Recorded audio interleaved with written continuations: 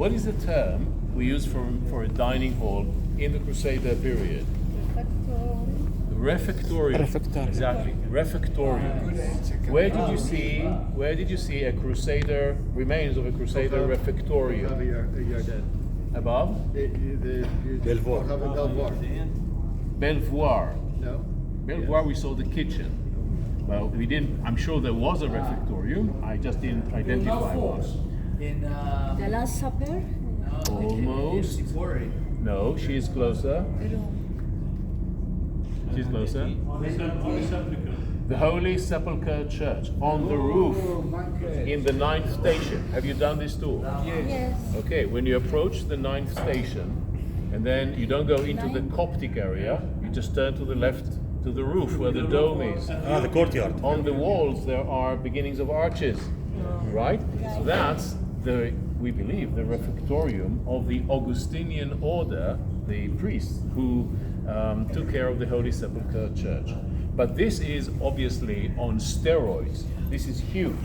Now, to show you how big it is, just to put things in proportion, if you remember, there's a beautiful description of Jerusalem in the Second Temple period, written by Flavius Josephus. He describes the Temple Mount built by King Herod the Great. And on the Temple Mount, he says there was the basilica, the royal portico. And he describes the pillars of the royal portico. And he said it was so big, you needed 3 men to join hands together to engulf it, to hold it. Now here, there's 1, 2, 3, 4, I guess 5, 6 people are needed for that. So it dwarfs the huge pillars of King Herod. Only one thing is different. You see here, this is the pillar. This is the pillar. In King Herod's pillars, it's 12.5 meters high, right? So each has his own impressive number to impress us. So we have one here, another one here, and they hold the pillars, they hold the arches that hold the roof. Look at the thick of the wall, beginning here and going this way. It's about 3 meters thick. It's amazing. And the question is, why do we need such a massive building, such a massive support in the Crusader period? If this is a dining room, why have such pillars? Have 10 smaller pillars, right? Why such a massive thing? Probably supporting something on Second top. roof. In a moment I'll show you what it's supported, because we know what it's supported. Now, before we leave this hall, I'd like to show you a little interesting detail, which is over there. What is the shape here? I'm sorry? Yeah, what's the shape? It's a cross vault, and there's a floral decoration in the middle. Usually in the crossing point, there's a floral decoration of some sort. Sometimes you have the lamb, such as in the Last Supper. I want to know what's the picture of the circle. It's a flower. Like flower, floral. It's a geometrical, floral pattern, as I say. Yes. In the refectorium there should be kitchen.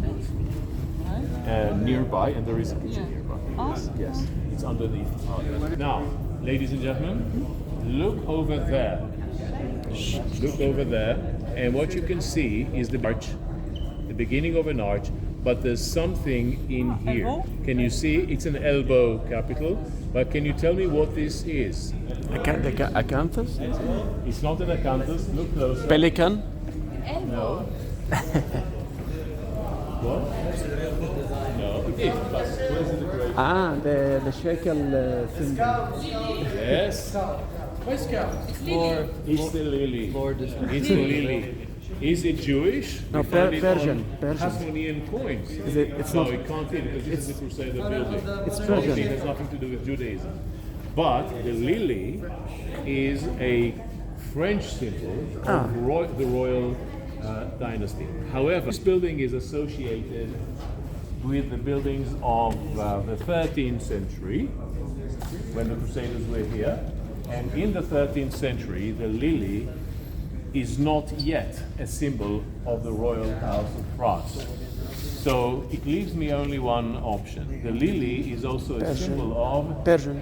Mary, Oh, the white lily. Like Right? Annunciation Church. Exactly. We see that in the Annunciation Church, in other depictions of the visit of the angel Gabriel coming to Mary. So her symbol is the white lily. The lily is a symbol of purity, right? So maybe that's the idea behind this beautiful decoration. But you've eaten enough under this roof and you ask yourself, but what's on top? Let me show Let's you go what and we see. know was on top.